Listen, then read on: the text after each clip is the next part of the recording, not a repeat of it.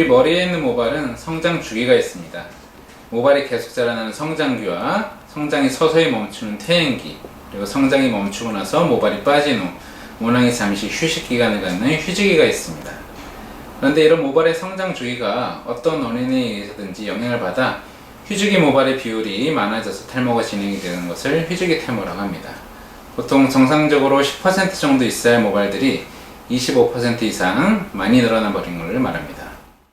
휴지기 탈모의 원인에는 심한 정신적 스트레스를 최근에 받았다든지 수술 혹은 마취를 한 경우, 다이어트를 심하게 한 경우, 아니면 심한 고열이나 출혈을 동반한 외상 등 급성 신체적 스트레스를 받았을 경우, 아니면 만성 전신성 질환이 있었던 경우, 예를 들어서 갑상선 질환이나 간부전, 신부전, 암 같은 경우가 있는 경우에 발생할 수 있습니다.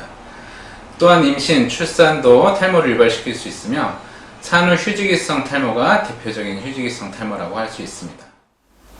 산후 휴지기 탈모는 임신, 출산 자체가 몸에 스트레스를 주는 역할도 하지만 임신을 하게 되면은 여성 호르몬, 에스트로겐이나 프로제스테론 같은 여성 호르몬들이 급격히 증가하게 되면서 휴지기로 가야 할 모발들이 성장기에 머물게 됩니다.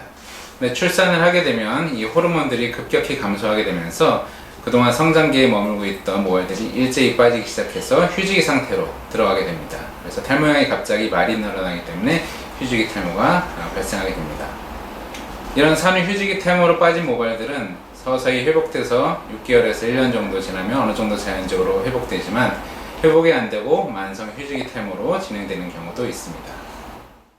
휴지기 탈모는 말 그대로 모발들이 쉬고 있는 휴지기에만 머물러 있기 때문에 발생하는 것입니다. 따라서 이렇게 쉬고만 있는 모발들이 잠에서 깨어날 수 있게 환경을 만들어줘야 됩니다. 최대한 스트레스를 받지 않고 충분히 휴식을 취하고, 그리고 영양 섭취랑 비타민, 미네랄들을 충분히 섭취하는 것이 도움이 됩니다.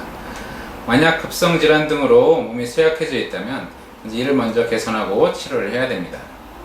그리고 탈모 치료제를 복용하거나 두피에 바르는 탈모약을 사용하시는 것이 도움이 많이 됩니다. 무엇보다 본인의 지금 두피 상태와 탈모 상태를 전문가에게 적절하게 진단받고 적절한 두피 관리와 탈모 치료를 빠른 시일 내에 받는 것이 가장 중요합니다. 심하지 않은 급성 휴지기 탈모는 시간만 지나도 어느 정도 호전이 되고 회복되는 경우가 많지만 적절한 진단과 치료를 받지 않고 방치한다면 만성 휴지기 탈모로 진행돼서 영구적인 탈모로 진행될 수도 있습니다.